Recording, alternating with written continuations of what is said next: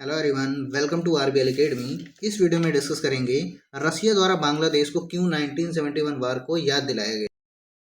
In detail discuss रूस करेंगे। एक ऐसा देश जो आमतौर पर दूसरे देशों के आपसी मामलों में कुछ नहीं बोलता, लेकिन हाल ही में उसने कुछ ऐसा कह दिया है जिससे पूरी जियोपॉलिटिक्स में कह सकते हैं एक तरह की हलचल मच गई है।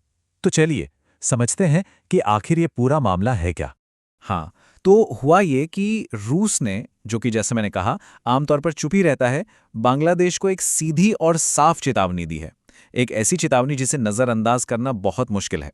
ढाका में जो उनके राजदूत हैं, उन्होंने बस दो शब्द कहे, 1971 को याद करो। तो सवाल यही उठता है कि आखिर रूस अचानक से भारत और बांग्लादेश के रिश्तों में क्यों दिलचस्पी ले रहा है। ये एक बड़ी दिलचस्प जियोपॉलिटिकल पहेली है जिसके तार इतिहास से भी जुड़े हैं, आज की इकोनॉमी से भी और आने वाले कल की पॉलिटिक्स से भी। और आज हम इसी पहेली को सुलझाने की कोशिश करेंगे। तो सबसे पहले चलिए उस वजह पर नजर डालते हैं जो सामने दिख रही है, यानी रूस के इस बयान के पीछे का ऐतिहासिक कनेक्शन। तो देखिए, ऑफिशियली तो यही कहा गया कि राजदूत की ये सलाह बांग्लादेश को ये याद दिलाने के लिए थी कि वो भारत के उस जबरदस्त सपोर्ट को ना भूलें जिसकी वजह से बांग्लादेश का जन्म हुआ, और ये भी कि भारत के साथ जो भी तनाव चल रहा है उसे खत्म किया जाए। बात है 1971 की। भारत ने सिर्फ अपनी सेना भेजकर ही मदद नहीं की, बल्कि पूरी दुनिया में डिप्लोमेटिक लेवल पर भी बांग्लादेश की आज़ादी के लिए लड़ाई लड़ी। और ठीक उसी वक्त उस समय का सोवियत संघ, यानी आज का रूस, भारत के साथ खड़ा था। उसने अमेरिका को इस मामले में दखल देने से रोक दिया था। यही वो साझा इतिहास है जो इन देशों के रिश्तों की बुनियाद है। लेकिन इतनी गहरी दोस्ती के इतिहास के बावजूद आज की हकीकत बिल्कुल अलग है। बांग्लादेश में इंडिया आउट जैसे कैंपेन चल रहे हैं, भारत विरोधी भावनाएं बढ़ रही हैं, और विडंबना तो देखिए, आज उसी पाकिस्तान के साथ डिफेंस डील की बातें हो रही हैं। वही पाकिस्तान जो 1971 के नरसंहार के लिए जिम्मेदार था। लेकिन कहानी सिर्फ इतिहास की नहीं है। अब आते हैं असली मुद्दे पर, उस बड़ी आर्थिक वजह पर जो शायद इस पूरी चेतावनी की जड़ है। देखिए, रूस के इस चिंता के पीछे इतिहास से भी कहीं ज्यादा एक बड़ा और प्रैक्टिकल कारण है। ये कहानी दोस्ती की नहीं, बल्कि अरबों डॉलर के लेन देन की है। और वो कारण है ये नंबर, $11.5 अरब। जी हां, आपने सही सुना, $11.5 बिलियन। ये वो भारी भरकम कर्ज है जो रूस ने बांग्लादेश को दे रखा है। और बस ये एक नंबर पूरी कहानी को एक नया एंगल दे देता है। तो सवाल ये है कि इतना बड़ा कर्ज आखिर दिया क्यों गया है? ये पैसा लगा है बांग्लादेश के एक बहुत बड़े और एम्बिशियस प्रोजेक्ट पर, जिसका नाम है रूपपुर न्यूक्लियर पावर प्लांट। ये एक ऐसा प्लांट है जो जब बनकर तैयार हो जाएगा तो बांग्लादेश की बिजली की एक बहुत बड़ी जरूरत को पूरा करेगा। आप देखिए, रूस का पूरा प्लान एक बेसिक अजम्पशन पे टिका था। वो ये कि भारत और बांग्लादेश के रिश्ते हमेशा की तरह मजबूत और स्टेबल रहेंगे। रूस के लिए ये प्रोजेक्ट सिर्फ एक पावर प्लांट नहीं था, ये साउथ एशिया के न्यूक्लियर मार्केट में उसकी ग्रैंड एंट्री थी। मतलब ये इन्वेस्टमेंट सिर्फ पैसे का नहीं, बल्कि पावर और प्रभाव का भी था। लेकिन अब हो क्या रहा है? बांग्लादेश में बढ़ती पॉलिटिकल और इकोनॉमिक इंस्टेबिलिटी की वजह से रूस का ये अरबों डॉलर का इन्वेस्टमेंट सीधे सीधे खतरे में आ गया है।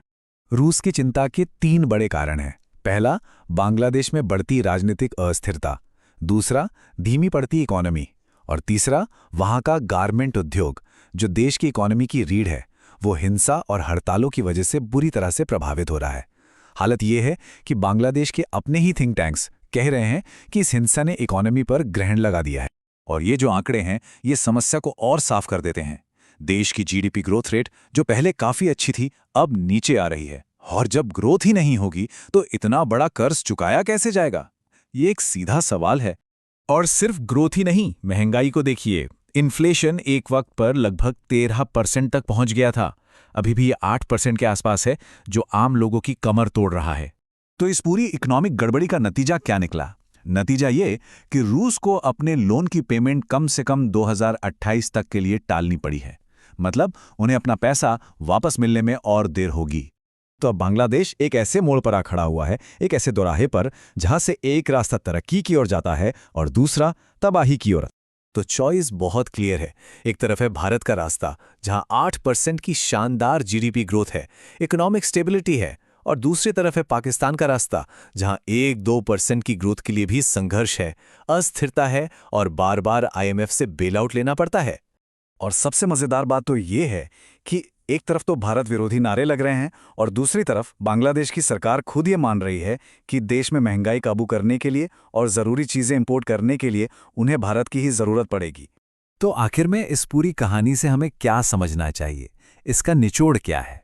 तो देखिए, ये जो 1971 की याद दिलाई जा रही है, वो असल में इतिहास का सम्मान कम और एक डिप्लोमैटिक कवर ज़्यादा है। इस पर्दे के पीछे छिपी है रूस की अपने $11.5 अरब को बचाने की कोशिश। सीधी और सपाट बात यह है कि रूस को अपने पैसे की फिक्र है। और ये हमें इस आखिरी सवाल पर छोड़ जाता है जो सिर्फ बांग्लादेश के लिए ही नहीं बल्कि पूरे रीजन के लिए अहम है। क्या इतिहास से सबक सीखा जाएगा या फिर इतिहास खुद को एक चेतावनी के तौर पर दोहराएगा? दोस्तों, मैं उम्मीद करता हूँ इंडिया रशिया रिलेशन एवं बांग्लादेश के बारे में आप सभी को पूर्ण क्लियरिटी मिली होगी। आप सभी क्या सोचते हैं हमें कमेंट सेक्शन में ज़रूर बताइएगा। यदि आप सभी को वीडियो अच्छी लगी है तो लाइक करिएगा, चैनल को सब्सक्राइब करके बेल आइकन प्रेस कर लीजिए। आप सभी को लगातार ऐसी वीडियोज़ मिलेंगी। वीडियो देखने के लिए आप सभी का बहुत बहुत धन्यवाद। मिलते हैं नेक्स्ट वीडियो में। जय हिंद, जय भारत।